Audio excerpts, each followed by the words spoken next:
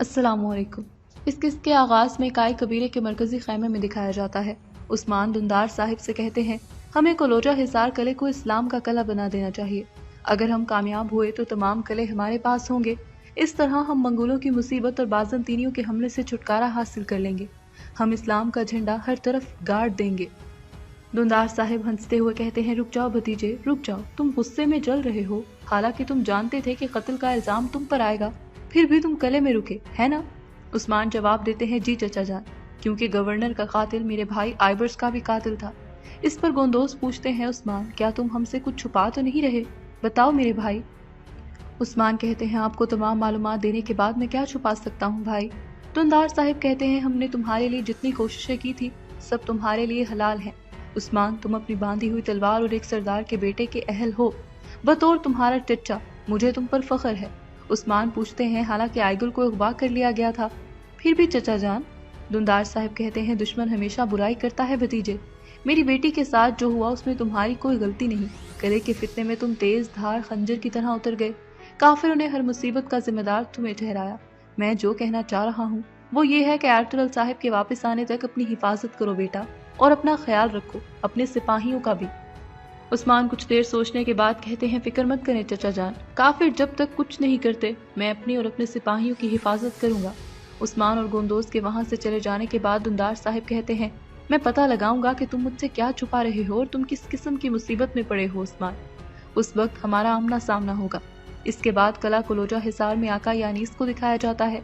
वो एक खत पढ़ रहे होते हैं जिस पर सूफिया कहती हैं, आका यानीस आपके चेहरे की रोशनी बताती है कि खबर अहम है।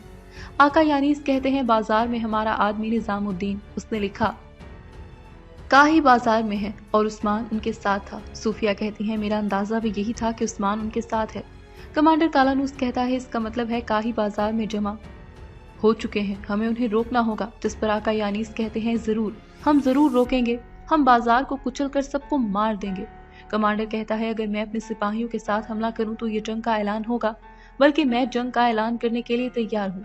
जिस पर यानीस कहते हैं, भी जंग शुरू करना बहुत जल्द होगा, इसके अलावा तुम्हारे अलावा ये कोई और करेगा। कमांडर हैरानगी से पूछता है, मेरे अलावा और ये कौन कर सकता है? इस बात के जवाब में आका यानीस के इशारा करने पर अंदरयाज दरवाजा खोलता है और एक शख्स अंदर दाखिल होता है। आका यानीस उसका तारुफ करवाते हुए कहते हैं, कातालूनिया का खूनी चाकू शहजादा सलवाइडर। शहजादा अपनी तलवार निकाल कर कहता है, अपने बेखौफ जंगजुओं के साथ मैं आपकी खिदमत में हाजिर हूँ आका यानीस। इसके बाद उस्मान को दिखाया जाता है, वो अस्तबल में बाला खातून की घोड़े का इलाज करने में मसरूफ होते हैं। इसके साथ ही वो चूल्हे पर एक दवा पकाते हुए अलाजा से बातें करते हैं। चचा जान ने मुझे थपकी दी है, उनके मुंह से शहद निकल रहा था, ये अच्छी इलामत नहीं है ना? लेकिन चचा जान एक अक्लमंद इंसान है, वो पहले मुझे पुरसकून करने की कोशिश कर रहे हैं, फिर अपना काम करेंगे। इसी वक्त आइगुल खातून वहां आकर कहती हैं, उस्मान साहिब आपके इंतजार में मैं पागल हो रही थी। उस्मान पूछते हैं, जो कुछ हुआ उस वजह से तुम्हें मुझ पर गुस्सा है? मेरी वजह से तुमने बहुत मुसीबत देखी। आइगुल कहती है, मैं जो जिंदा हूँ आपकी वजह से हूँ, अल्लाह आपसे राजी हो। उस्मान जवाब देते हैं, तुमसे मेरा खून का रिश्ता है आइगुल खातून, तुम्हारी जिंदगी सबसे पहले है। आइगुल अलाजा को देखकर पूछती हैं, ये घोड़ा किसका है, इसने जहर खाया है? उस्मान कहते हैं, जड़ी बूटियां खाने की वजह से ये एक फेरी वाले की बेटी का घोड़ा है। मैंने सोचा कि ज़हरा चच्ची का मरहम इसके लिए अच्छा होगा, कल मैं इसको नए बाजार लेकर जाऊंगा, इसके मालिक को देने। आइगुल खातून उस्मान को अपना ख्याल रखने की ताकीद करके वहां से चली जाती हैं। आइगुल निढाल से अंदाज में सामने से आते बोर्चिन से कहती हैं, ये घोड़ा किसी फेरे वाली लड़की का है। जिस पर बोर्चिन कहती हैं, अगर कोई आदमी किसी खातून का घोड़ा अपने कबीले में ले आए तो इसका मतलब है उसके दिल में मोहब्बत की आग है। इसके बाद बाला खातून को अपने कमरे में बैठे एक थाल पर मंजर कशी करते हुए दिखाया जाता है। غنچہ خاتون اندر آ کر بالا خاتون سے کہتی ہیں تھوڑا آرام کر لو، ہم نے بہت کام کیا ہے۔ بالا خاتون جواب دیتی ہیں تم سوچ بھی نہیں سکتی کہ یہ کام کرنے کے لیے کتنی بے چین تھی۔ غنچہ خاتون پوچھتی ہیں یہ کون ہے بالا؟ جس پر بالا خاتون اپنے بنائے ہوئے منظر کو سیدھا کرتے ہوئے کہتی ہیں عاشقوں کا جوڑا، اصلی اور کرم۔ غنچہ خاتون پوچھتی ہیں اگر وہ عاشق تھے تو بچھڑ کیوں گئے؟ بالا بتاتی ہیں یہ کہانی میں نے حلب کے ایک سیاح سے سنی تھی۔ میل ہونے سے پہلے کرم اصلی کے انتظار میں راکھ بن گیا اور اصلی نے اپنے بالوں کو جھاڑو بنا کر اس راکھ کو سمیٹا۔ اگلے جہان ان کی ملاقات ہوگی، ہمارے لیے بس ان کی کہانی رہ گئی ہے۔ غنچہ خاتون کہتی ہے میں کیا کہہ سکتی ہوں بالا، اللہ ہم کو ایسا پیار دے جس میں ملن ہو۔ اس کے بعد قلعے میں شہزادی صوفیہ کو دکھایا جاتا ہے۔ ہیلن اندر آ کر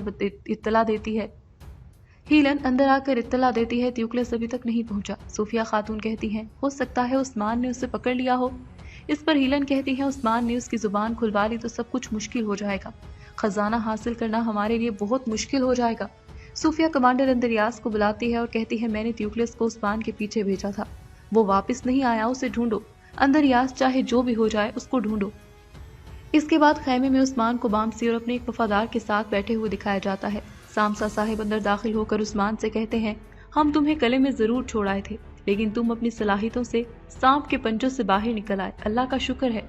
بامسی کہتے ہیں اس وقت کافروں کو اصل پریشانی اس بات کی ہے کہ تیوکلس واپس نہیں پہنچا۔ سامسا صاحب کے تیوکلس کے بارے میں پوچھنے پر عثمان بتاتے ہیں تیوکلس وہ ہے جسے انہوں نے مجھے مارنے بھیجا تھا، ہم نے اسے پکڑ لیا اور وہ ہمیں آئبرس کے قاتلوں تک لے کر جائے گا۔ وہ کائی قبیلے کے ایک بہادر کو مارنے کا انجام دیکھیں گے، اگر میں ان کے جسم کے ٹکڑے ٹکڑے کر کے ان پر نمک نہ لگا دوں تو مجھے آرتر الغازی کا بیٹا عثمان مت کہنا۔ اسی وقت سپاہی بوران اجازت لے کر اندر داخل ہوتے ہیں۔ عثمان پوچھتے ہیں کیا ہوا ہے بوران، تم پریشان کیوں لگ رہے ہو؟ وہ جواب دیتے ہیں عثمان صاحب تیوکلس بھاگ گیا ہے۔ عثمان اپنی جگہ سے کھڑے ہو کر پوچھتے ہیں کیسے بھاگ گیا؟ میں نے اسے تمہارے حوالے کیا تھا نا بوران، مجھے جواب دو، جس آدمی کے ہاتھ پاؤں بندھے ہوئے تھے تم اس کا خیال نہ رکھ سکے؟ کیا تم وہاں نہیں تھے؟ بوران بتاتے ہیں حضور میں نے وہیں اس کا علاج کیا اور پھر اس کے کھانے کے لیے شکار کے لیے چلا گیا، جب میں واپس آیا تو وہ وہاں نہیں تھا، رسی کو خنجر سے کاٹا گیا، ضرور کسی نے آ کر اسے چھڑوایا تھا۔ عثمان پوچھتے ہیں کون ہے وہ؟ اس کے بعد مرکزی خیمے میں دکھایا جاتا ہے۔ باتور اجازت لے کر دندار صاحب کے پاس آتے ہیں اور کہتے ہیں میں نے آپ کو کچھ بتانا ہے بابا۔ اجازت ملنے پر وہ کہتے ہیں عثمان۔ دندار صاحب فوراً پوچھتے ہیں کیا عثمان؟ عثمان نے کیا کیا؟ باتور بتاتے ہیں اس نے صوفیہ کے ایک شکاری تیوکلس کو پکڑ لیا۔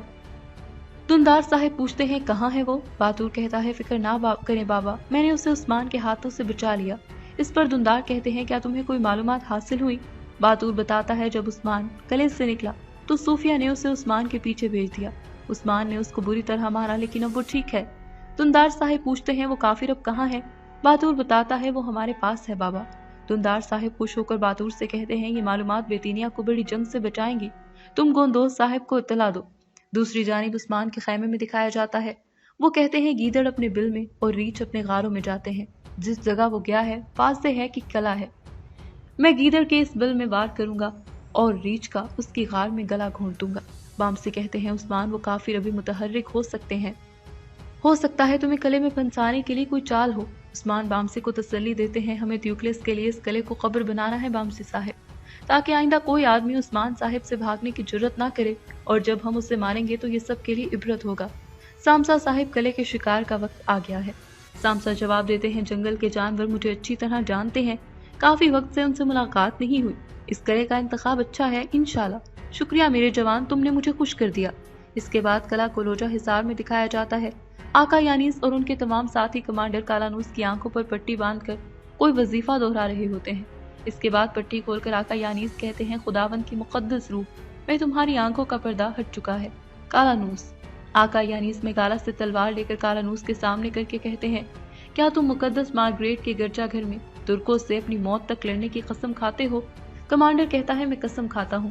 آقا یانیس اگلا سوال کرتے ہیں ترک جس چیز کو مقدس سمجھتے ہیں کیا تم اس سے لڑنے کی قسم کھاتے ہو؟ کالانوس ایک بار پھر کہتا ہے میں قسم کھاتا ہوں۔ اس پر آقا یانیس کہتے ہیں خداوند تمہارے ساتھ ہو۔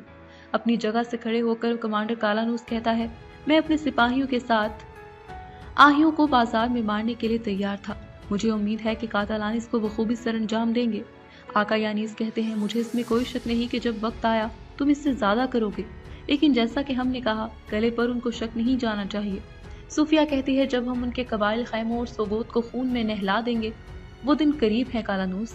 आका यानीस मजीद कहते हैं लेकिन अभी खुद मुलविस हुए बगैर हम तमाम आहियों का काम तमाम करेंगे। सबसे अहम, हम मुकद्दस इमानतें वापस ले आएंगे। अगर लकड़ी की तलवार अदाबाली के जरिए उसके मालिक तक पहुंच गई तो हम सोए हुए देव को जगा देंगे। क्या तुम मेरी बात समझ गए हो? कमांडर कालानूस आका यानीस की तारीफ करते हैं। इसके बाद उस्मान को दिखाया जाता है। वो अपनी और शेख अदाबाली की गुफ्तगू को याद कर रहे होते हैं। शेख अदाबाली कहते हैं ये ऐसी रियासत होनी चाहिए जिसमें इंसाफ का बोलबाला हो, जहां जालिम खौफ से लुर्से। ये सोचकर उस्मान इसके बाद कुरान की सूरह फतह की तिलावत शुरू करते हैं। तिलावत के बाद उस्मान दुआ करते हैं, मेरे अल्लाह, तू ही है जो हर चीज देखता है, हर चीज को जानता है और हर चीज का परवरदिगार है। तुझसे कुछ भी पोशीदा नहीं, हता के तू सबसे पोशीदा से भी आश्कार है। तू मेरी ख्वाहिशात और मेरे ख्वाबों को जानता है जो मेरी दस्तरत से बहुत आगे हैं। मेरा पुरजोश जज्बा, मेरी सोच और ख्वाब जो इन सरजमीनों के उफक से आगे हैं। तू जिसने मुझे ये ख्वाब दिए, प्यार दिया और ये जोश दिया, तू ही इनका दरमान बन सकता है। या रब, मेरा एक ख्वाब था, इसको हकीकत में बदल दे। मुझे बाबा का परचम और आगे ले जाने की तौफीक अता फरमा। जब मैंने अपनी आंखें खोली तो मैं इस मिट्टी में था। मुझे समंदर पार तक देखना अता कर। ए अल्लाह, हर तरफ धुआं है, हर चारों तरफ हम चारों तरफ से दुश्मनों में घिरे हुए हैं। हमारे लिए कलमा अल्लाह की रोशनी के साथ इस अंधेरे को रोशना करना मुझे नसीब कर। इसके बाद कबीले में दुंदार साहिब और गोंदोज को दिखाया जाता है। गोंदोज कहते हैं, चचा जान, आपकी बात ठीक है, लेकिन जब मैं रास्ते को देखता हूँ तो ये धुंधला है और पानी को देखता हूँ तो गदला है। ये सब होने के बाद हम उन काफिरों पर कैसे भरोसा करेंगे? अगर उन्होंने फिर कुछ बुरा किया तो? दुंदार साहिब जवाब देते हैं, लोमड़ी सबसे चालाक जानवर है, लेकिन बाजार उसकी खाल से भरा पड़ा है गोंदोज साहिब। गोंदोज कहते हैं, चचा जान, मैं उस्मान का सोच रहा हूँ। जब उसे पता चलेगा कि ट्यूक्लेस को हमने गले में दिया है तो बहुत गुस्सा करेगा, बहुत ज्यादा। इसी वक्त बातूर वहां आकर पूछते हैं, गोंदोज साहिब, हमें क्या करना चाहिए? उस्मान गुस्से में आ जाएगा फकत इसलिए हम कोलोजा हिसार से जंग करें। गोंदोज कहते हैं, चचा जान, बाबा जान एर्तुगरुल साहिब जल्दी वापस आ जाएंगे। गवर्नर के कत्ल और आइबर्स की शहादत के पीछे कौन है वो जानना चाहेंगे। उस्मान इस वक्त किले में देखा गया। मैं नहीं चाहता कि ये वाहिद सबूत हम उन्हें दें। दुंदार साहिब पूछते हैं, हमें फिर और क्या करना चाहिए और तुम्हारा क्या ख्याल है? गद्दार सिर्फ वहां है, अगर उन्हें पता चल गया कि ट्यूक्लेस हमारे पास है तो? उन्होंने उस्मान को किले में देखा, क्या ये उनके लिए जंग की वजह के तौर पर काफी नहीं है? जब तक भाईजान वापस नहीं आते कोलोजा हिसार के साथ हमारा तिजारती मुआहिदा जारी रहेगा। उन्होंने जो इतने सालों में अमन कायम किया, मैं उसको उस्मान की वजह से बर्बाद नहीं कर सकता, लेकिन उस्मान को इसका पता नहीं लगना चाहिए। इसके बाद वो बातूर से पूछते हैं, अब वो जलील ट्यूक्लेस कहाँ है? बातूर बताता है, उसे पीछे कोने से बांधा है, शैतान भी उसे नहीं ढूंढ सकता। इसके बाद बामसी को कब्रिस्तान में आइबर्स की कब्र पर दिखाया जाता है। दुआ मांगने के बाद बामसी कब्र की मिट्टी पर हाथ रखकर कहते हैं, मेरे बहादुर बेटे आइबर्स, जब मैं तुम्हें भूखा देखता हूँ तो तुम्हें खाना खिलाता था। जब तुमने कपड़े नहीं पहने होते थे, तुम्हें कपड़े पहनाता था। मैं तुम्हें गोश्त पेश करता, मैंने खून बहाया, तुम्हारे लिए जानवर कुर्बान किया, इस ख्वाहिश और दुआ के साथ कि मेरा बेटा हो तो मुझे तुम मिले बेटा। इसके बाद किले में दुरसोन साहिब को एक कमरे में नमाज अदा करते हुए दिखाया जाता है। वो जैसे ही नमाज पढ़कर खड़े होते हैं, उनके कमरे के बाहर आहट सुनाई देती है, जिस पर वो अपनी तलवार निकाल कर दरवाजे के पास चौकन्ना होकर खड़े हो जाते हैं। दरवाजा खुलने पर चूगे में मलबूस एक शख्स अंदर दाखिल होता है। दुरसोन उसकी गर्दन पर तलवार रख लेते हैं, जिस पर वो कहता है, काफिर इतने फुर्तीले नहीं हो सकते। मैं तुम्हें जानता हूँ दुरसोन साहिब। दुरसोन पूछते हैं, कौन हो तुम? जिस पर वो बताता है, मुझे उस्मान साहिब ने भेजा है, मुझे ट्यूक्लेस नामी शख्स की तलाश है। दुरसोन दरवाजा बंद कर देते हैं, फिर कहते हैं, मुझे शुरुआत से बताओ। इसके बाद जंगल में उस्मान को अपने घोड़े पर सवार आलाजा को साथ लिए अपने साथियों के साथ सफर करते हुए दिखाया जाता है, जबकि किले में मौजूद उस्मान का भेजा हुआ शख्स दुरसोन को बताता है, उस्मान साहिब ने कहा वो आखिरकार किले आएगा, लेकिन पता नहीं वो रात को आया है कि नहीं। दुरसोन कहते हैं, रुक जाओ, फिक्र मत करो, हम किले की हर जगह उसे ढूंढेंगे। किले में कुछ आगे आते ही उन्हें शोर सुनाई देता है। वो शख्स पूछता है, ये कैसा शोर है? ये शोर इस वजह से होता है कि दुंदार साहिब गोंदोज के साथ ट्यूक्लेस को लेकर किले में दाखिल होते हैं। उन्हें देखकर वो शख्स अपना चेहरा चूहे की टोपी में छुपा लेता है और हैरानगी से कहता है, दुंदार साहिब, गोंदोज साहिब और उनके साथ ट्यूक्लेस। दुरसोन कहते हैं, अब वाज़ेह हो गया कि इसको किसने उठाया है। इसके बाद दिखाया जाता है कि आका यानी एक ताजिर के रूप में बाजार में दाखिल होते हैं। शहजादा सलवाइडर इसी रूप में वहां मौजूद होता है, نظام الدین آقا یانیس کو دیکھنے کے بعد آگے آتا ہے اور کہتا ہے درویش بابا آپ نے ہمیں پیار دیا ہے، میں بہت خوش ہوں۔ آقا یانیس باقی لوگوں کے سامنے اداکاری کرتے ہیں جیسے وہ مسلمان بزرگ ہیں۔ آقا یانیس باتوں میں گھما کر نظام الدین کو دعوت دیتے ہیں، بہت دوستوں سے ملنا چاہتے ہیں، ہم نے دل کے دروازے کھول دیے اور تمام پیاروں کو اطلاع دے دی ہے، اب تمہیں بھی خبر پہنچ گئی۔ نظام الدین کہتے ہیں ضرور درویش بابا۔ آقا یانیس سرگوشی میں پوچھتے ہیں وہ کہاں ہے؟ نظام الدین بتاتے ہیں وہ جو برتنوں کے پاس ہیں، برتنوں کے پاس۔ والا خاتون اپنے ساتھیوں کے ساتھ نظر آتی ہیں۔ اس کے بعد دکھایا جاتا ہے دندار صاحب قلعے کے دربار میں کہتے ہیں تمہارے قلعے میں مجھ پر قاتلانہ حملہ ہوا، میں چپ رہا، تم نے میرے بھتیجے پر قتل کا الزام لگایا، میں نے ایک لفظ نہ کہا۔ کمانڈر کالانوس آگے بڑھنے لگتا ہے لیکن دندار صاحب اپنا ہاتھ اٹھا کر اسے روک دیتے ہیں، پھر کہتے ہیں ہمارے قبیلے کے سردار بامسی صاحب کی بہو بورچن کو تم نے مارا پیٹا، میں خاموش رہا۔ تم نے میری بیٹی آئیگل کو اغوا کیا، میں نے اپنی آنکھیں بند کر لی، میرے بھتیجے عثمان کے پیچھے تم نے اس قاتل کو لگا دیا، میں اس کو تمہارے پاس واپس لے آیا۔ شہزادی صوفیہ کہتی ہے جو بھی ہوا ہم اس پر بہت ناخوش ہیں دندار صاحب، لیکن یہ مت بھولے میرے شوہر کا قتل ہوا ہے۔ دندار صاحب کہتے ہیں آپ کا شوہر میرا دوست تھا۔ کمانڈر کالانوس آگے بڑھتے ہوئے کہتے ہیں آپ کے دوست کے قتل کا ملزم آپ کا بھتیجا عثمان ہے، مقدمے سے بچنے کے لیے وہ بھاگ گیا۔ دندار صاحب کہتے ہیں تم نے اسے مارنے کے لیے اس کے پیچھے قاتلوں کو بھیج دیا۔ صوفیہ کہتی ہے اگر عثمان سماعت میں آ جاتا اور خود کو بے گناہ ثابت کرتا تو کوئی مسئلہ نہ ہوتا۔ کمانڈر کالانوس کہتا ہے کاش آپ خیر سگالی کے طور پر ہمارے انصاف پر بھروسہ کر کے اس کی جگہ عثمان کو لاتے۔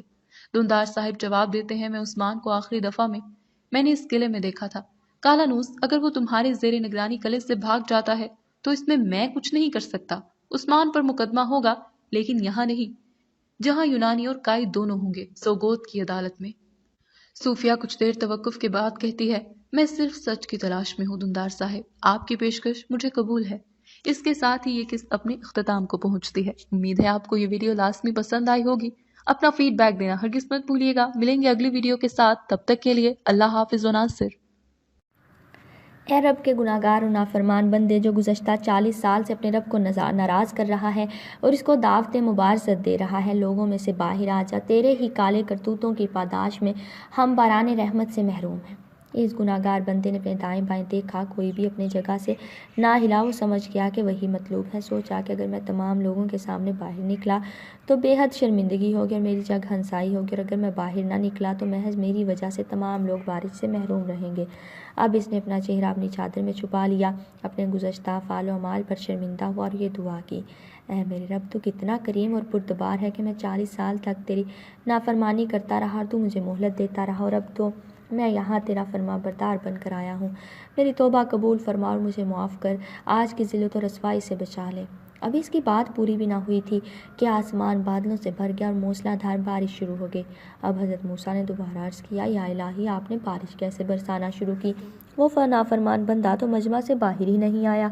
اللہ تعالیٰ نے فرمایا، اے موسیٰ جس کی بدولت میں نے بارش رو رکھی تھی، اسی کی بدولت اب بارش برسا رہا ہوں، اس لیے کہ اس نے توبہ کر لی ہے۔ موسیٰ علیہ السلام نے عرض کیا، یا اللہ اس آدمی سے مجھے بھی ملا دے تاکہ اس کو دیکھ لوں۔ فرمایا، موسیٰ میں نے اس کو اس وقت رسوا اور خوار نہیں کیا جب وہ میری نافرمانی کرتا رہا، اور جب وہ مطیع اور فرما بردار بن چکا ہے تو اسے کیسے شرمندہ اور رسوا کر سکتا ہوں؟ وہ ایک گناہگار اور نافرمان شخص تھا اور اس کی بدولت بارش کا نزول نہیں ہو رہا تھا، اور چند کو چھوڑ کر تمام امت ہی گناہگار اور غفلت میں ہوں تو پھر کیا حشر ہوگا۔ سورہ جن آیت 16 میں رب تعالیٰ نے سچ فرمایا ہے، لوگ اگر راہ راست پر سیدھے رہتے تو یقیناً ہم انہیں بہت وافر پانی دیتے۔ اپنی تمنا۔ امیر معاویہ کے دور خلافت میں ایک دن عبداللہ بن زبیر اور ان کے 2 بھائی عروہ بن زبیر اور موصب بن زبیر عبد الملک بن مروان کے ساتھ حرم مکی میں اکٹھے ہوئے۔ گفتگو شروع ہوئی، ہر ایک نے دوسرے سے کہا، حرم میں بیٹھے ہیں، اپنی اپنی تمنا اور خواہش پیش کریں۔ موصب بن زبیر کہنے لگے، میری تمنا ہے کہ میں عراق اور شام پر حکومت کروں اور حضرت حسین کی بیٹی سکینہ اور حضرت طلحہ کی بیٹی عائشہ سے شادی کروں۔ ان دونوں کا تعلق قریشی گھرانے سے تھا، اس تو شرف کے ساتھ ساتھ خوبصورتی کی دولت سے بھی مالا مال تھیں۔ عبداللہ بن زبیر کہنے لگے، میری خواہش ہے کہ مجھے خلافت ملے اور حرمین شریفین پر میری حکومت ہو۔ عبداللہ بن ملک بن مروان کہنے لگے، میری تمنا اور خواہش یہ ہے کہ میں امیر معاویہ کی گدی سنبھالوں اور دنیا پر میری حکومت ہو۔ اب عروہ بن زبیر کی باری آئی، عرض کرنے لگے، جن چیزوں کی تم نے تمنا اور خواہش کی ہے ان میں سے کسی کی بھی مجھے خواہش نہیں۔ میں اللہ تعالیٰ سے یہ خواہش کرتا ہوں کہ مجھے دین کے علم سے بہرہ فرمائے اور اپنے فضل و کرم سے مجھے جنت عطا فرمائے۔ اس بات کو زیادہ دیر نہیں گزری تھی کہ تینوں نے جو خواہش اور تمنا حرم مکی میں کی تھی پوری ہوئی۔ موسیٰ بن زبیر شام اور عراق کے والی بنے اور ان کی شادی سکینہ بنت حسین اور عائشہ بنت طلحہ سے ہو گئی۔ عبداللہ بن زبیر بھی خلیفہ بنے۔ حجاز، عراق، مصر اور شام کے گرد و نواح تک ان کی حکومت ہوئی۔ دمشق کی فتح ہوا چاہتا تھا مگر قدرت کو منظور نہ تھا اور پھر بنو امیہ کی سے کشمکش ہو گئی اور آپ جام شہادت نوش کر گئے۔ پھر تاریخ نے وہ دن بھی دیکھا جب عبد الملک بن مروان حضرت امیر معاویہ کی گدی پر بیٹھے اور تمام اسلامی حکومت ان کے قبضے میں تھی۔ ایک دن انہوں نے حضرت عروہ بن زبیر کو دیکھا، حرم کا واقعہ یاد آیا اور لوگوں سے کہنے لگے کہ جسے کسی جنتی شخص کو دیکھنا ہو وہ عروہ کو دیکھ لے۔ یقیناً ان کی خواہش اور تمنا ہم سے زیادہ بہتر اور افضل تھی۔ عفو و درگزر کی اعلیٰ ترین مثالیں۔ اسلام کی روشن کرنیں چاروں طرف پھیل رہی تھیں۔ مختلف علاقوں کے لوگ اور قبائل اسلام قبول کر چکے تھے۔ اللہ کے رسول اس وقت کے شدت سے منتظر تھے جب مکہ فتح ہو۔ ہجرت کا 8واں سال شروع ہو چکا تھا۔ قریش مکہ ابھی تک بت پرستی میں مبتلا تھے۔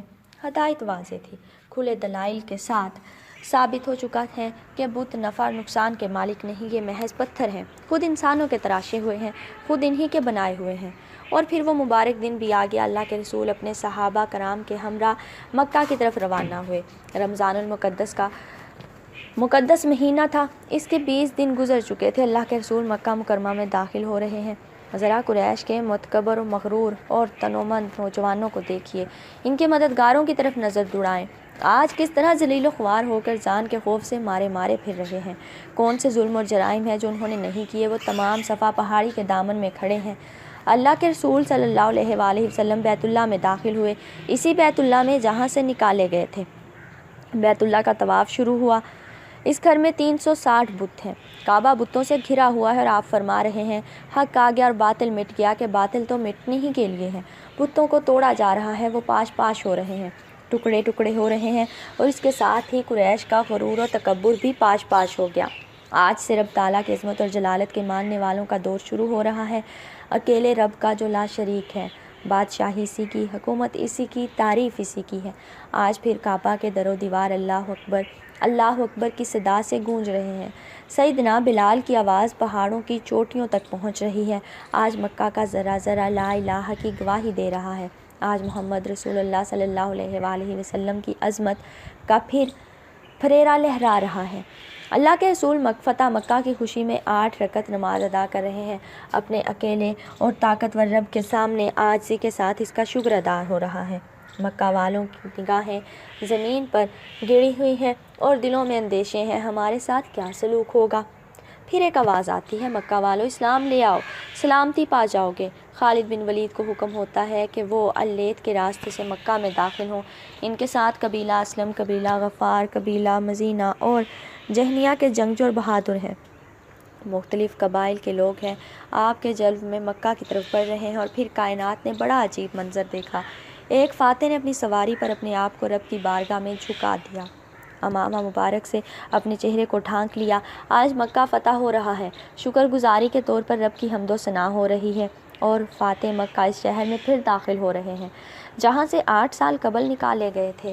پھر آپ باب کعبہ کے سامنے آئے، زبان اقدس سے نکلا، اکیلے رب کی بادشاہی ہے جس کا کوئی شریک نہیں، جس نے اپنے وعدے کو سچ کر دکھایا، اپنے بندوں کی مدد کی اور تمام گروہوں کو اکیلے شکست فاش دی۔ بھرپور انکساری کے ساتھ اعلان ہوا، آج تمام مال و دولت، عزت، غرور و تکبر اور خون سب کے سب میرے قدموں کے نیچے ہیں۔ ہاں، اس گھر کی کنجیاں اور پانی پلانے کا انتظام جن کے پاس تھا وہی ان کو سنبھالیں گے۔ پھر نظریں جھکائے قریش سے آپ صلی اللہ علیہ وآلہ وسلم مخاطب ہوئے، اے قریش والو، جانتے ہو میں تمہارے ساتھ کیا سلوک کرنے والا ہوں؟ آواز آئی، آپ سے خیر اور بھلائی کی امید ہے، آپ رحم و کرم والے بھائی اور رحم و کرم والے بھائی کے بیٹے ہیں۔ آواز گونجتی ہے، میں بھی وہی کچھ کہوں گا جو یوسف علیہ السلام نے اپنے بھائیوں سے کہا تھا، آج تم پر کوئی ملامت نہیں، جاؤ تم سب آزاد ہو۔ اہل مکہ کو رسول اقدس کی زبان سے تلقا کا خطاب ملتا ہے۔ نبی کریم صلی اللہ علیہ وآلہ وسلم نے کعبہ کے 7 چکر لگائے، پھر بیت اللہ کے اندر داخل ہوئے، نماز ادا کی۔ اس روز مسلمانوں کے 2 آدمی شہید ہوئے، ایک قوم خزاع کے اور دوسرے کافروں کے 13 آدمی مارے گئے۔ حماس بن قیس مکہ کا ایک مشرک فتح مکہ کے دن صبح سویرے اپنی بیوی سے کہنے لگا، آج محمد کے ساتھیوں میں سے ایک کو تمہارے لیے خادم بنا کر لاؤں گا۔ تھوڑی دیر گزری، سہما سہما گھر آیا، بیوی جلدی سے دروازہ بند کر دو۔ بیوی نے تنزن کہا، ارے وہ تمہارا خادم کہاں گیا؟ کہنے لگا، اگر تم نے جنگ خندمہ کا حال دیکھا ہوتا، جبکہ صفوان اور اکرمہ بھاگ کھڑے ہوئے اور سونتی ہوئی تلواروں سے ہمارا استقبال کیا گیا، جو کلائیاں اور کھوپڑیاں اس طرح کاٹتی جا رہی تھیں کہ پیچھے سوائے ان کے شور و غوغا اور ہم کے کچھ سنائی نہیں پڑتا تھا، تو تم مجھے ملامت کی ادنا بات بھی نہ کہتی۔ اس روز اللہ کے رسول نے حکم دیا کہ 9 آدمیوں کو ہر حال میں قتل کر دیا جائے، خواب و خوابے کے غلاف سے چمٹے ہوئے پناہ کیوں نہ طلب کر رہے ہوں۔ ان میں ابو جہل کا بیٹا اکرمہ اور صفوان بن بن امیہ بن خلف بھی شامل تھے، جن کو بعد ازاں معافی مل گئی۔ حویرث بن سکید بن وہب وہ بدبخت تھا جو اللہ کے رسول کو مکہ میں ایذائیں پہنچایا کرتا تھا، اور جب حضرت فاطمہ اور ام کلثوم ہجرت کے وقت حضرت عباس کے اونٹ پر سوار ہو کر مدینہ رسول اکرم صلی اللہ علیہ وآلہ وسلم کے پاس جانے کے لیے نکلی تو یہ ظالم آڑے آ گیا۔ اس نے اونٹ کو زور سے بھڑکایا جس پر وہ دونوں سوار تھیں، چنانچہ وہ دونوں اونٹ سے گر پڑیں۔ رسول اکرم نے جب اس کا خون حلال قرار دیا تو وہ حضرت علی کے ہتھے چڑھ گیا اور انہوں نے اس کو واصل جہنم کر دیا۔ اور پھر لوگوں نے یہ منظر بڑی حیرت سے دیکھا، ان کی آنکھیں کھلی کی کھلی رہ گئیں۔ بارگاہ رسالت مواب میں حضرت امیر حمزہ کا قاتل وحشی بن حرب پیش ہوا۔ یہ فتح مکہ کے دن طائف کی طرف بھاگ گیا تھا اپنے خاندان کے گروہ کے ساتھ۔ اس کا حال میں پیش ہوا کہ کلمہ طیبہ کا ورد زبان پر جاری تھا، یہ پناہ اور امان کا طالب تھا۔ آپ صلی اللہ علیہ وآلہ وسلم نے فرمایا، کیا وحشی آیا ہے؟ عرض کیا، ہاں یا رسول اللہ۔ ارشاد ہوا، ذرا بتاؤ تم نے میرے پیارے چچا کو کیسے شہید کیا تھا؟ جب اس نے قصہ بیان کیا تو آپ کی آنکھوں سے آنسو رواں ہو گئے۔ ارشاد ہوا، وحشی اپنے چہرے کو مجھ سے دور کر لو۔ چچا کے ساتھ شدید محبت کے باوجود نبی رحمت نے اپنے چچا کے قاتل کو اسلام قبول کرنے پر معاف کر دیا۔ کیا تاریخ نے عفو درگزر کی ایسی مثال کبھی دیکھی ہے؟ اس روز عورتیں بھی اسلام قبول کرنے کے لیے آئیں۔ انہی میں چھپتے چھپاتے ہند بنت عتبہ بھی آئی۔ اس کے قتل کا حکم بھی صادر ہو چکا تھا۔ حضرت حمزہ کی ناش مبارک کے ساتھ اس کا سلوک اور خود رسول اللہ صلی اللہ علیہ وآلہ وسلم کو ہر وقت تکلیف دینا، ایذا پہنچانا اس کا مقصد حیات تھا۔ جرم بڑا بھیانک اور خوفناک تھا۔ اگر اس کا اسلام بھی قبول ہوا، انسانی تاریخ میں عفو و درگزر کی ایک اور مثال قائم ہوئی جس کا جواب رہتی دنیا تک نہیں مل سکتا۔ آج کے لیے اتنا ہی، اپنی نیکسٹ ایپیسوڈ کا آغاز یہیں سے کریں گے۔ تب تک کے لیے اللہ حافظ۔ میرے بھائی محمود نے وہاں سے کوئی سامان نہ خریدا۔ اس کے پاس نقد 1000 دینار تھے۔ میں نے ان کو ایک چمڑے کی پیٹی میں محفوظ کیا۔ چونکہ میں اس سے عمر میں بڑا تھا اور یوں بھی سوجھ بوجھ کے لحاظ سے سمجھدار اور ہوشیار تھا، لہٰذا یہ پیٹی اس نے میرے حوالے کر دی۔ میں اس کو اپنی کمر میں باندھ دوں اور اس کی حفاظت کروں۔ قافلہ بغداد کے لیے روانہ ہوا۔ اس میں کافی لوگ تھے، سامان تجارت زیادہ تھا۔ قافلے کی حفاظت کے لیے نوجوان دستہ الگ تھا جو مسلسل اس کے آگے چلتا تھا۔ خراسان سے بغداد تک کا فاصلہ بہت زیادہ تھا، مگر ہم بخیر و عافیت سفر طے کرتے بغداد کے قریب پہنچ گئے۔ بس 2 منزلیں باقی رہ گئی تھیں۔ پہرے داروں کی طرف سے اب ہوشیاری نہ رہی۔ اچانک ایک دن عصر کے بعد مسلح لٹیروں کے ایک دستے نے ہمارے قافلے پر حملہ کر دیا۔ یہ حملہ اتنا اچانک اور زوردار تھا کہ کسی کو سنبھلنے کا موقع ہی نہ ملا۔ بہت سے مارے گئے، کتنے ہی زخمی ہو گئے اور کتنے بھاگ نکلے۔ لٹیروں نے سامان لوٹا اور بھاگ گئے، خود میں بھی بری طرح سے زخمی ہوا۔ جب ہوش آیا تو رات ہو چکی تھی۔ ادھر کتنے ہی مردہ اور زخمی لوگ تھے۔ میں نے اپنے آپ کو سنبھالا، رات جیسے تیسے کاٹی۔ اگلے دن کچھ لوگ ہماری مدد کے لیے پہنچ گئے۔ میں نے اپنے بھائی محمود کو تلاش کیا مگر وہ تو نہ ملا۔ مجھے مقتولین میں نظر آیا اور نہ ہی زخمیوں میں۔ میں نے سوچا کہ وہ بغداد چلا ہوگا۔ میرے زخم کافی گہرے تھے۔ ایک اور قافلے کے ساتھ میں بغداد پہنچ کر وہاں اپنا علاج کراتا رہا۔ میرے پاس جو سرمایہ تھا وہ لٹ چکا تھا۔ لے دے کر 1000 دینار میرے بھائی کا میرے پاس تھا جو امانت تھا، باقی کچھ رقم جیب میں تھی۔ اس میں کچھ تو علاج کی نظر ہو گئی اور بقایا میں نے اپنے اوپر خرچ کر لی۔ کبھی کوئی مزدوری مل گئی تو کر لی، جو ملا اس سے گزر اوقات کر لی۔ اس دوران میں نے اپنے بھائی محمود کو تلاش کرنے کی بہت کوشش کی مگر وہ نہ مل سکا۔ وہ رقم آج بھی میرے پاس تھیلی میں محفوظ ہے۔ مجھے ایسا محسوس ہوتا ہے کہ آج رات میری موت واقع ہو جائے گی۔ دیکھو، اگر میں مر جاؤں تو مجھے غسل دے کر اسی جگہ دفنا کر دینا اور رقم والی تھیلی تم لے لینا۔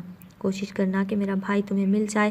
اگر مل جائے تو یہ امانت اس کو پہنچا دینا، اور اگر نہ ملے تو یہ تھیلی اور اس میں جو رقم ہے جہاں تمہارا جی چاہے اس کو خرچ کرنا۔ ابن ہیبرا اپنا واقعہ بیان کرتے ہوئے کہتے ہیں کہ میں رات کو اس کے پاس ہی سو گیا۔ رات کو اس کی طبیعت بہت زیادہ خراب ہو گئی۔ میں نے کلمہ شہادت اور دیگر اور رات اس کی آواز سے سنے۔ آہستہ آہستہ آواز کم ہوتی گئی اور میں نے اس کی نبض پر ہاتھ رکھا تو وہ ہمیشہ کے لیے اس دنیا سے رخصت ہو چکا تھا۔ میں نے اس کو غسل دیا، اس کی نماز جنازہ پڑھی اور دفن کر کے تھیلی ہمراہ لے کر سفر پر روانہ ہو گیا۔ اب میرا رخ اپنے گاؤں کی طرف نہیں بلکہ بغداد کی طرف تھا۔ میری جیب میں اب 1000 دینار تھے۔ سب سے پہلے تو میں انگور کی دکان پر گیا، 1 دینار اس کے حوالے کیا۔ اس نے اس میں سے آدھا دینار لے کر میرا چوگا واپس کر دیا۔ اب میں دریائے دجلہ کے کنارے پہنچا۔ وہاں کچھ کشتیاں کھڑی تھیں، وہ کرائے پر مسافروں کو دوسرے کنارے پہنچا رہی تھیں۔ میں کشتی پر سوار ہو گیا۔ مسافت آدھے گھنٹے کی تھی۔ آدھے گھنٹے کے سفر کے دوران میں نے وقت گزاری کے لیے کشتی کے ملاح سے گفتگو شروع کی۔ دوران گفتگو میں نے محسوس کیا کہ اس کا لہجہ بغداد کا نہیں۔ میں نے پوچھا کہ تم کہاں کے رہنے والے ہو؟ کہنے لگا میں خراسان کے شہر کا رہنے والا ہوں۔ میں نے پوچھا تمہارا نام کیا ہے؟ جواب ملا محمود۔ میں نے پوچھا کہ تم اس ملک میں کیسے آئے؟ کہنے لگا یہ ایک لمبی داستان ہے اور تمہیں اس سے کیا تعلق؟ میں نے اس کو قسم دی کہ تم لازماً اپنی داستان سناؤ، چاہو تو مختصر کر کے سنا دو مگر سناؤ ضرور۔ کہنے لگا میں وہ شہر کا تاجر تھا، میرا بڑا بھائی احمد بھی تاجر تھا۔ ہم نے بغداد جانے کا ارادہ کیا تاکہ وہاں سے سامان تجارت خرید کر مرو لائیں۔ میرے پاس 1000 دینار تھے، یعنی ان کو تھیلی میں بند کر کے اپنے بڑے بھائی کے حوالے کر دیا تاکہ وہ ان کی حفاظت کر سکے۔ ایک قافلہ بغداد کی طرف روانہ ہو رہا تھا، ہم بھی اس قافلے میں شامل ہو گئے۔ جب ہم بغداد کے قریب پہنچے تو اچانک ڈاکوؤں نے حملہ کر دیا۔ قافلے کے بہت سارے لوگ مارے گئے اور ایک بڑی تعداد زخمی ہو گئی۔ میں موقع پا کر وہاں سے بھاگ نکلا۔ اگلے دن میں دوبارہ اس مقتل میں واپس آیا، لاشیں پڑی تھیں، زخمی کراہ رہے تھے۔ میں نے اپنے بھائی کو تلاش کیا مگر وہ نہ ملا۔ ایسا لگتا ہے کہ 1000 دینار نے اس کے دل کو بے ایمان کر دیا تھا۔ میرے بڑے بھائی کا یہ سلوک میرے لیے ناقابل فہم تھا۔ ظاہر ہے مجھے بے حد پریشانی ہوئی، میری تمام جائیداد چھین گئی، فقر نے مجھے آن گھیرا۔ میں نے بغداد میں اس کو بہت تلاش کیا مگر وہ نہ ملا۔ ایک دن میں دریا کے کنارے پریشان حال بیٹھا تھا کہ اس کشتی کے مالک کو میری حالت پر ترس آیا۔ میرے پاس آ بیٹھا اور میری دل جوئی کی، میرے حالات دریافت کیے۔ چنانچہ میں نے اسے اپنی درد بھری داستان بیان کر دی۔ اس نے کہا تم میرے پاس کام کیوں نہیں کرتے؟ میرے پاس یہ کشتی ہے، میں بوڑھا ہو چکا ہوں، میرا کوئی بیٹا نہیں اور یہ کام یوں بھی صحت اور طاقت والا ہے۔ چنانچہ میں نے اس کے پاس کام شروع کر دیا۔ میری محنت اور دیانت سے وہ اتنا متاثر ہوا کہ اس نے اپنی اکلوتی بیٹی سے میری شادی کر دی اور میں اس کے گھر میں رہنے لگا۔ چند مہینے گزرے، وہ فوت ہو گیا۔ ابن ہیبرا کا بیان ہے، میں نے اس سے اس تھیلی کی نشانیاں پوچھی تو وہ بالکل وہی تھی جو میرے پاس تھی۔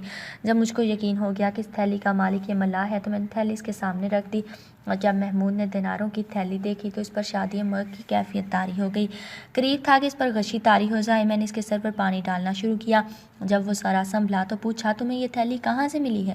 میں نے اس کو سارا قصہ سنایا اور کہا تمہارا بھائی تمہیں بغداد میں جگہ جگہ تلاش کرتا رہا اور یہ محض تمہارا وہم تھا کہ اس کا دل بے ایمان ہو گیا اور وہ دینار لے کر بھاگ گیا۔ محمود تھیلی پانے کے بعد بے حد خوش ہوا اور بار بار تھیلی کو دیکھتا۔ پھر اس نے دینار گنے تو وہ 999 لکھے۔ 1 دینار جو کم تھا، اس کے متعلق میں نے بتایا کہ اس سے میں نے تمہارے بھائی کے لیے انگور خریدے تھے۔ اس نے کہا کوئی بات نہیں، بلکہ مزید 10 طلائی دینار میرے ہاتھ پر رکھے اور میرا بے حد شکریہ ادا کیا۔ اب جب کہ میں دوبارہ بغداد میں تھا اور میرے پاس خرچ کے لیے رقم بھی تھی، دوبارہ وہاں رکنے اور کام تلاش کرنے کا ارادہ کر لیا۔ اگلے دن میں نے سوچا کہ اب مجھے ایک مرتبہ پھر دیوان الوظائف میں جانا چاہیے، ہو سکتا ہے کہ اب ان کو میری ضرورت پڑ گئی ہو۔ جب میں وہاں گیا تو انہوں نے مجھے دیکھتے ہی کہا تم کہاں تھے؟ ہم تم کو تلاش کر رہے تھے، تمہارے لیے اب نوکری موجود ہے۔ اور یوں انگوروں کا خوشہ میرے لیے بغداد واپس آنے کا سبب بن گیا۔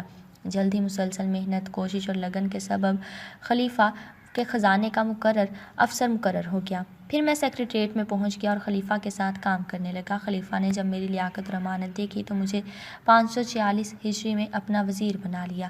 اب خلیفہ کی وفات کے بعد اس کا بیٹا خلیفہ بنا تو اس نے مجھے وزارت پر برقرار رکھا۔ ابن ہیبرا اپنی وفات 560 ہجری تک وزیر رہے۔ تواضع اور صدقات کے ثمرات۔ رسول اللہ صلی اللہ علیہ وآلہ وسلم نے صحابہ کرام کو تواضع و انکساری کا درس دیتے ہوئے فرمایا تواضع سے آدمی کو رفعت اور بلندی ہی ملتی ہے، اس لیے تواضع اختیار کرو، اس سے اللہ تمہیں رفعت و بلندی عطا فرمائیں گے۔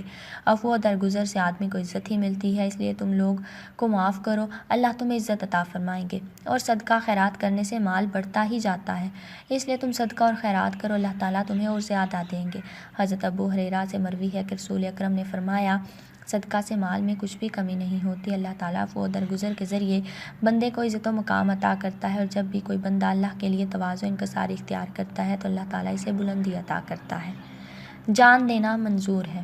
خلیفہ معتصم باللہ جب خلق قرآن کے سلسلے میں امام احمد بن حنبل کا موقف بدلنے سے عاجز آ گیا تو اس نے ان پر مزید سختی شروع کر دی۔ اعلیٰ تعذیب نصب کروایا، ظالم اور جابر جلاد مقرر کی اور بے پناہ تشدد کرایا۔ جلاد کے سخت زد و کوب کی وجہ سے امام صاحب کا کندھا مبارک اکھڑ گیا، پیٹھ مبارک سے خون کے فوارے جاری ہو گئے۔ خلیفہ معتصم آگے بڑھا اور گویا ہوا، احمد صرف یہ کہہ دو، کلمہ کہہ دو، میں اپنے ہاتھوں سے تمہاری بیڑیاں کھول کر تمہیں آزاد کر دوں گا اور تمہیں دنیا جہان کی نعمتوں سے مالا مال کر دوں گا۔ جواب میں امام احمد صرف یہ فرماتے، قرآن کی کوئی آیت یا حدیث کی کوئی نص اس کی دلیل کے طور پر پیش کر دو، میں فوراً اپنی رائے تبدیل کر دوں گا۔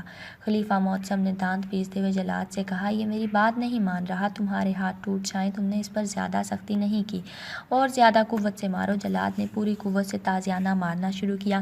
امام صاحب کا گوشت پھٹ گیا، خون کا فوارہ نکلا۔ خلیفہ ایک درباری عالم آگے بڑھا اور گویا ہوا، احمد بن حنبل، کیا اللہ تعالیٰ نہیں فرماتا اپنی جانوں کو قتل نہ کرو؟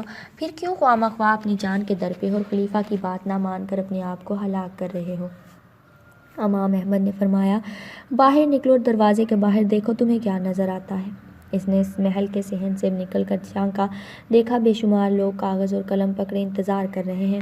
درباری عالم نے اس مجمع والوں سے پوچھا، کس چیز کے منتظر ہو؟ لوگوں نے کہا، ہم خلق قرآن کے مسئلے میں امام احمد کے جواب کے منتظر ہیں تاکہ اس کو لکھ سکیں۔ وہ درباری عالم واپس آیا اور امام احمد کو جب خبر دی تو امام صاحب نے فرمایا، کیا میں ان تمام کو گمراہ کر دوں؟ اپنے آپ کو قتل کروا لینا منظور ہے مگر ان کو گمراہ کرنا منظور نہیں۔ امام احمد پر اللہ کی کروڑوں رحمتیں ہوں، وہ تو میرا ہو چکا۔ بنی اسرائیل کے زمانے میں ایک مرتبہ قحط پڑ گیا، مدتوں سے بارش نہیں ہو رہی تھی۔ لوگ حضرت موسیٰ کے پاس گئے اور عرض کیا، یا کلیم اللہ، رب تعالیٰ سے دعا فرمائے کہ بارش نازل فرمائے۔ چنانچہ حضرت موسیٰ نے اپنی قوم کو ہمراہ لیا اور بستی سے باہر دعا کے لیے آ گئے۔ یہ لوگ 70,000 یا اس سے کچھ زائد تھے۔ موسیٰ نے بڑی عاجزی سے دعا کرنا شروع کی، میرے پروردگار، ہمیں بارش سے نواز، ہمارے اوپر اپنی رحمتوں کی نوازش کر۔ چھوٹے چھوٹے معصوم بچے، بے زبان جانور، بوڑھے اور بیمار سبھی تیری رحمت کے امیدوار ہیں، تو ان پر رحم کر ہمیں اپنے دامن رحمت میں جگا دے۔ دعائیں ہوتی نہیں مگر بادلوں کا دور دور تک پتہ نہ تھا۔ سورج کی تپش اور تیز ہو گئی۔ حضرت موسیٰ کو بڑا تعجب ہوا، اللہ تعالیٰ سے دعا قبول نہ ہونے کی وجہ پوچھی تو وحی نازل ہوئی، تمہارے درمیان ایک ایسا شخص ہے جو گزشتہ 40 سالوں سے مسلسل میری نافرمانی کر رہا ہے اور گناہوں پر مصر ہے۔ اے موسیٰ، آپ لوگوں میں اعلان کر دیں کہ وہ نکل جائے، کیونکہ اس آدمی کی وجہ سے بارش رکی ہوئی ہے، اور جب تک وہ باہر نہیں نکلتا بارش نہیں ہوگی۔ حضرت موسیٰ نے عرض کیا، باری تعالیٰ، میں کمزور سا تیرا بندہ، میری آواز بھی ضعیف ہے، یہ لوگ 70,000 یا اس سے بھی زیادہ ہے، میں ان تک کیسے آواز پہنچاؤں گا؟ جواب ملا، تیرا کام آواز دینا ہے، پہنچانا ہمارا کام ہے۔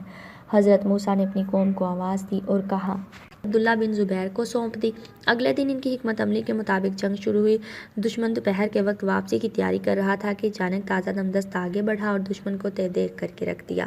عبداللہ بن زبیر نہایت جری، بہادر اور نڈر تھے، بے حد قوی جسم کے مالک تھے، اور ان کا سبب سیرت نگاروں نے یہ لکھا ہے کہ ایک مرتبہ اللہ کے رسول صلی اللہ علیہ وآلہ وسلم نے سینگی لگوائی، خون کے ایک پیالے میں جمع تھا۔ عبداللہ بن زبیر پاس کھڑے تھے۔ آپ نے فرمایا، عبداللہ، اس خون کو باہر ایسی جگہ گرا دو جہاں کوئی اس کو دیکھ نہ پائے۔ انہوں نے پیالہ لیا، گھر سے باہر آئے، ہاتھ میں پیالہ لیا اور سوچ رہے ہیں کہ اللہ کے رسول کا مقدس خون ہے، اس کو زمین پر گرا دوں؟ نہیں، ایسا نہیں ہو سکتا۔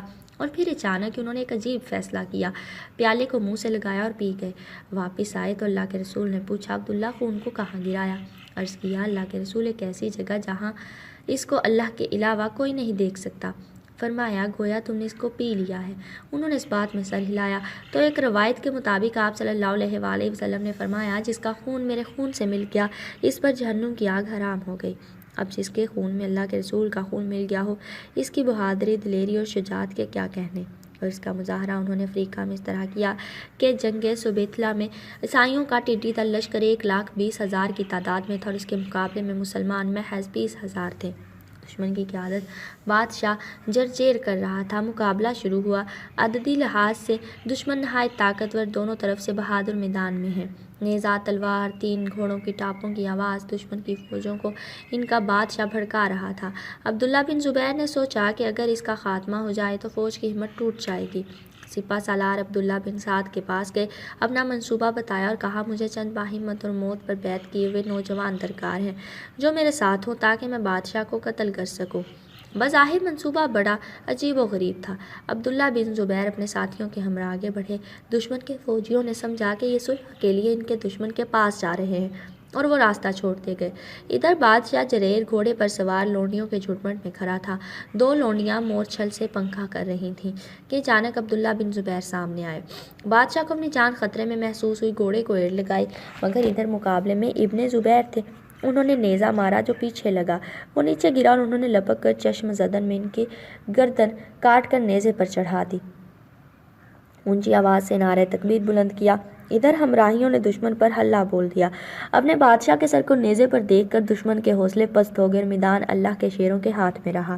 سیرت نگاروں نے جریر بادشاہ کے بارے میں لکھا ہے کہ اس نے لڑائی سے پہلے اعلان کیا تھا، جو شخص مسلمانوں کے سپہ سالار یعنی عبداللہ بن سعد کو قتل کر کے اس کا سر لائے گا، میں اسے اپنی بیٹی کی شادی کر دوں گا اور 1,00,000 دینار انعام میں دوں گا۔ اس اعلان کے بعد عبداللہ بن سعد کی حفاظت کا خصوصی انتظام تھا، مگر ابن زبیر کے زرخیز ذہن نے یہ مشورہ دیا کہ فوج میں اعلان کر دیا جائے کہ جو شخص جریر کا سر لگائے گا اس کا نکاح جریر کی بیٹی سے کر دیا جائے گا اور انعام میں 1,00,000 دینار دیے جائیں گے۔ بعض روایات میں آتا ہے کہ جرجیر کے قتل کے بعد سپہ سالار نے اپنے وعدے کو پورا کرنا چاہا، مگر عبداللہ بن زبیر نے کہا، میں نے جہاد اللہ کی رضا کے لیے کیا تھا، دنیاوی لالچ اور مال و متاع مجھے درکار نہیں۔ وہ فتح افریقہ کے علاوہ اندلس اور قسطنطنیہ کی فتوحات میں بھی شامل رہے اور کارہائے نمایاں اثر انجام دیے۔ پھر تاریخ نے ایک دن ایسا بھی دیکھا کہ یزید بن معاویہ کی وفات کے بعد اس کا بیٹا معاویہ ثانی خلیفہ بنا۔ وہ 18 سال کی عمر کا کمزور اور نوعمر لڑکا تھا اور جلد ہی بغیر کسی کو خلیفہ مقرر کیے فوت ہو گیا۔ اب حضرت عبداللہ بن زبیر کے لیے میدان خالی تھا۔ مکہ کے لوگوں نے بیعت کی تو اہل حجاز نے ان کی اطاعت قبول کر لی۔ ادھر خبر مدینہ منورہ پہنچی تو وہاں کے باشندگان نے بھی اطاعت میں سر جھکا دیے۔ انہوں نے اموی دور کے والیوں کو ہٹایا اور ان کی جگہ اپنے وفادار ساتھی مقرر کرتے گئے۔ عبداللہ بن زبیر کی حکومت زیادہ دیر نہ چل سکی۔ شام پر بنو امیہ کی حکومت تھی، انہوں نے اپنی حکومت کو وسعت دینے کی کوششیں شروع کی، پھر اہل مصر کو ساتھ ملایا اور عراق پر چڑھ دوڑے۔ ادھر عبداللہ بن زبیر نے اپنے بھائی موصب کی جگہ اپنے بیٹے حمزہ کو والی عراق بنا دیا۔ فریقین میں جنگ ہوئی، اموی غالب رہے اور حضرت موصب شہید ہو گئے۔ آج کے لیے اتنا ہی، اپنے نیکسٹ ایپیسوڈ کا آغاز یہیں سے کریں گے۔ تب تک کے لیے اللہ حافظ۔